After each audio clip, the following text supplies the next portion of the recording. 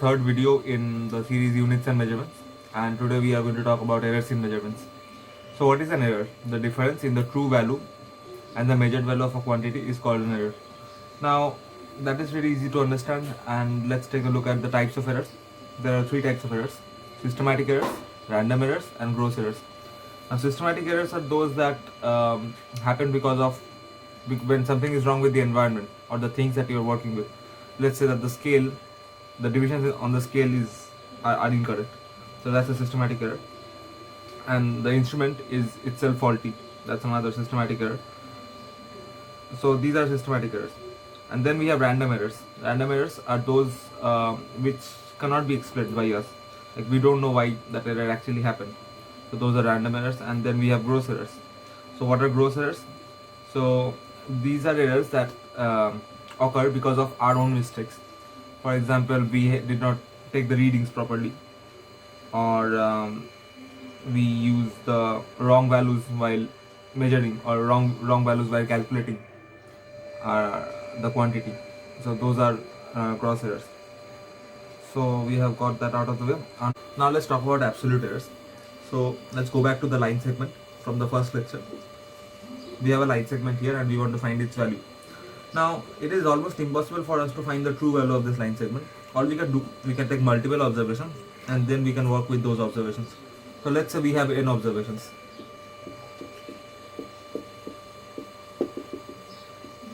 And these n observations, they may be same, they may be different, doesn't matter.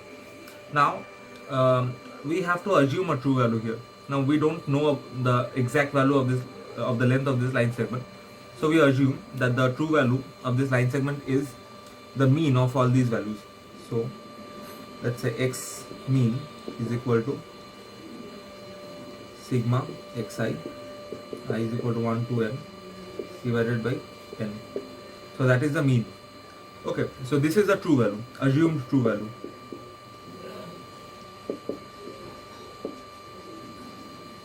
Now let's talk about the errors. So what is the error? It is a deviation from the true value. So the error for x1 would be delta x1 is equal to mod of xm minus x1. For x2 it would be delta x2 is equal to mod of xm minus x2.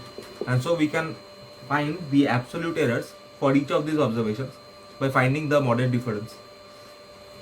So if we had to find the mean absolute error, we'll have to find the mean of all these things.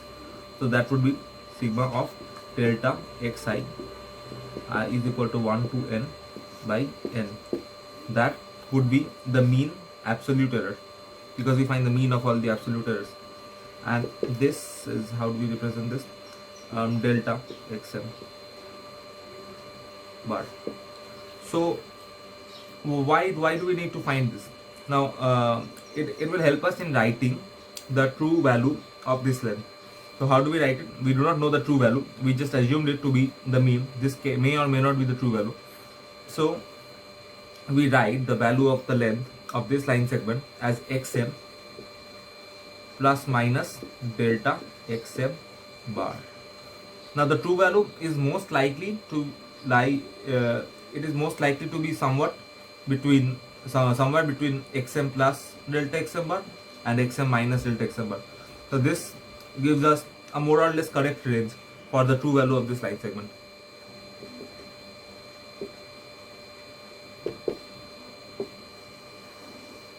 It lies somewhere within this range. So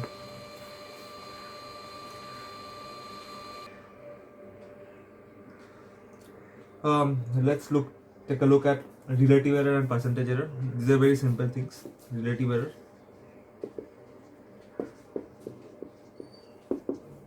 is delta xm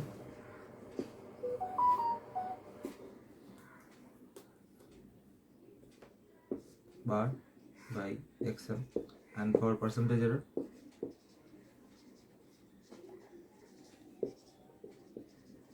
you just multiply this with 100.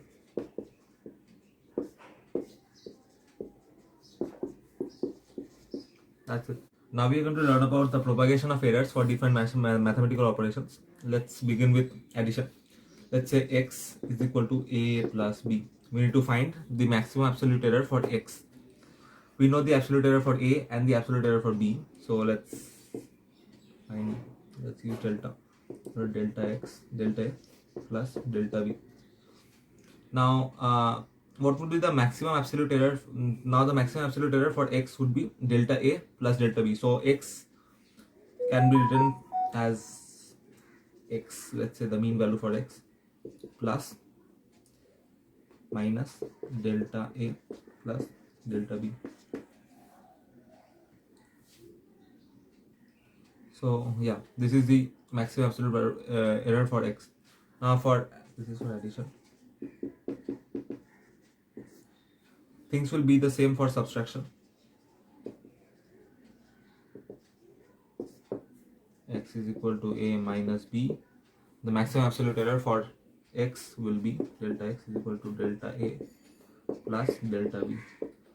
Now you have to understand that the maximum absolute error will always be added no matter what the sign between a and b is. This is because we are trying to find the maximum absolute error.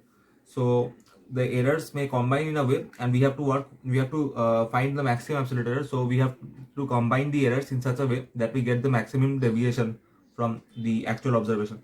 So the maximum absolute error for subtraction is also delta a plus delta b. Now let's come to multiplication.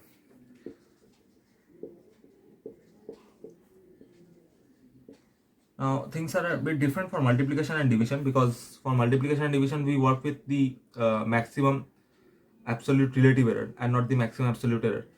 So let's say that x is equal to a times b. So over here delta x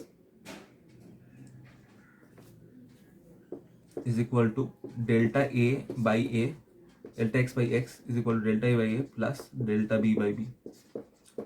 So over here we find the maximum absolute maximum relative error for in delta x in x, and that is given by delta this delta x by x is equal to delta a by a plus delta b by b. Now we have to use a plus minus over here because the error because the deviation can be positive or negative. So delta x by x is equal to plus minus delta a by a plus delta b by b. Now the same thing happens for division. Over here also we have to work with the relative error and not the absolute error. So if x is equal to a by b, delta x by x would be delta a by a plus delta b by b, and plus minus because the deviation can be in either direction. Now what if we have powers? For powers, it will behave like it behaves in case of logarithm. So for if we have a power x is equal to a to the power m by b to the power n, then delta x by x is equal to m times delta a by a plus n times delta b by b. Of course, there has to be a plus minus over here. Now, to see it very simply, you have to understand that the errors, to find the error, the relative errors will always get added no matter what. That's like a rule here. And in case of powers, when we are working with, when we are trying to find the relative error, the indices will get multiplied to the relative error of the individual quantities. So basically it acts like a logarithm operator. So log a to the power m is m log a. So it's kind of like this, like it's not exactly like logarithm, but okay, it will help you understand. So for multiplication and division, that's how it works. For addition and subtraction, we work with the absolute maximum error or whatever, and for multiplication and division we work with relative errors. So that's how errors get propagated for addition, subtraction, multiplication and division. And now let's take a look at an example. So breadth of a rectangle.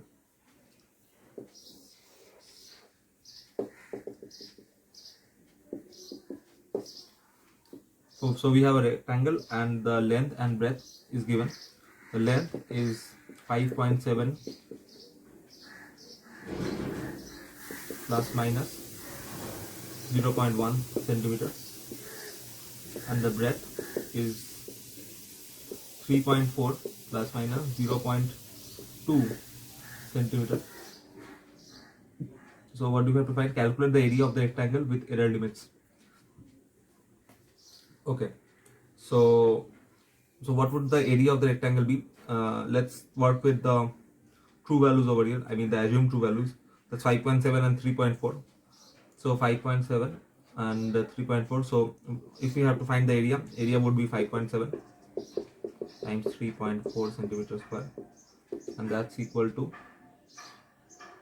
19.38 centimeters square.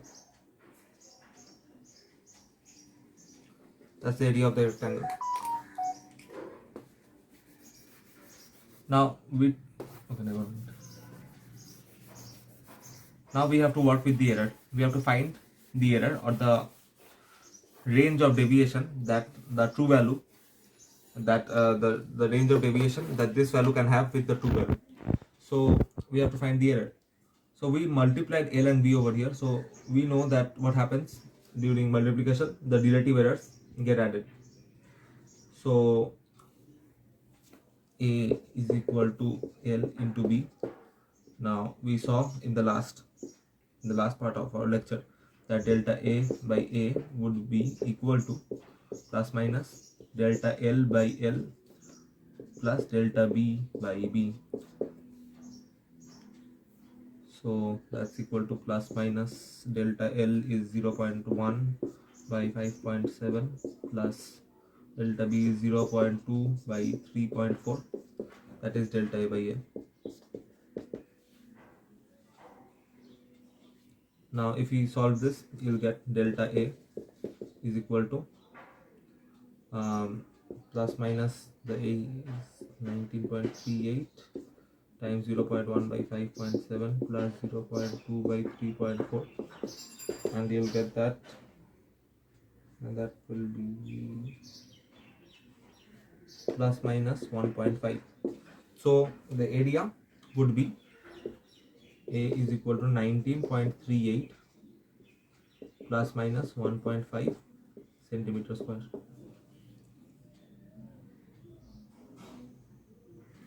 Yeah, that's how you find it. Just remember the rules for addition and subtraction, multiplication and division, especially multiplication and division, and you'll be good.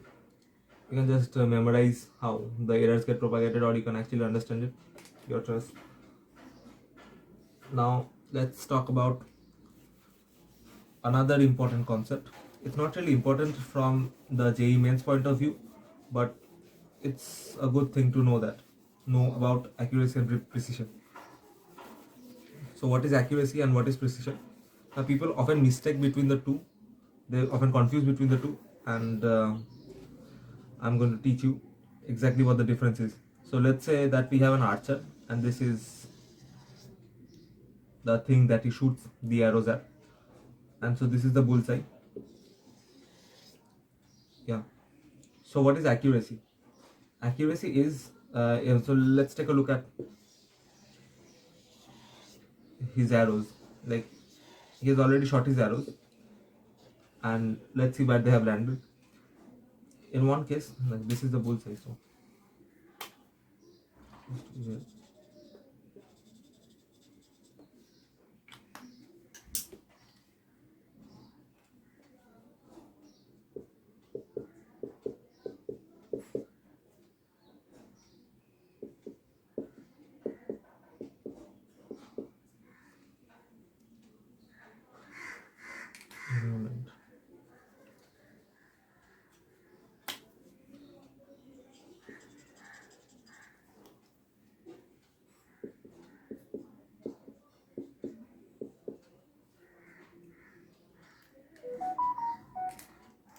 now, which one of these two cases is more accurate and which one is more precise?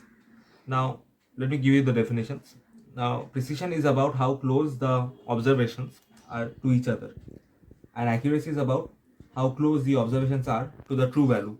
And let's say the true value over here is the position of this bullseye. Now, over here, the shots of the archer are closer to each other. They are way away. They are away from the bullseye, but they are very close to each other. So in the first case, we can say that the archer is more precise, but in the second case, the archer is actually close to the bullseye. His shots are close to the red circle in the middle, which is our true value. Let's say that is our true value. So in this case, the archer is more accurate. So this is accurate and this is precise. So this is precise, and over here the archer is accurate. And yeah, this brings us to the end of this chapter, more or less. Now we will also have to do some problems, and I'll make a separate video for the problems later. But the theory portion is more or less over. And yeah,